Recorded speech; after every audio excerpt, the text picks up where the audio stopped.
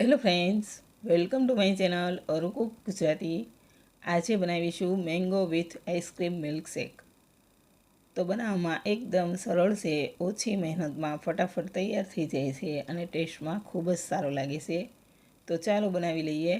Friends, જો તમને મારી રેસિપીના વિડીયો જોવા ગમતા હોય તો વિડીયોને લાઇક અને વધુને વધુ શેર કરજો. હજુ સુધી ચેનલ સબસ્ક્રાઈબ ન કરી હોય તો સબસ્ક્રાઈબ કરજો. તો મેંગો વિથ આઈસ્ક્રીમ મિલ્કશેક બનાવવા માટે મેં એક પાકી કેરી લીધી છે. તેને બરાબર ધોઈ અને લૂછી લીધી છે. હવે કેરીના પીસ કરી લઈએ.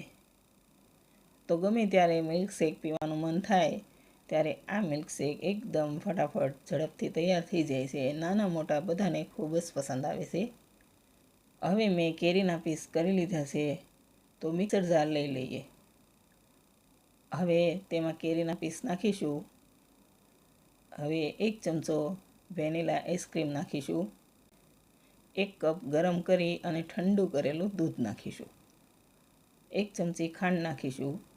હવે બધું જ એકદમ સરસ પીસી લઈએ. તો મેં એકદમ સરસ પીસી લીધું છે અને mango with ice cream milkshake ready છે. તો તેને સર્વ કરી લઈએ. તો સર્વિંગ ગ્લાસ લઈ લઈએ. તેમાં 1 ચમચી જેટલા કેરીના ઝીણા કાપેલા પીસ નાખીશું. હવે તેમાં આપણે તૈયાર કરેલો મેંગો વિથ આઈસ્ક્રીમ મિલ્કશેક નાખીશું.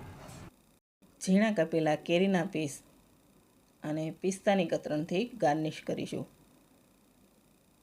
તો બન્યો છે ને જોતાં જ પીવાનું મન થઈ જાય તેવો મેંગો વિથ આઈસ્ક્રીમ મિલ્કશેક. તો ફ્રેન્ડ્સ, રેડી છે. મિનિટોમાં ફટાફટ તૈયાર થઈ જાય અને ટેસ્ટમાં ખૂબ જ સારો લાગે તેવો મેંગો વિથ આઈસ્ક્રીમ મિલ્કશેક.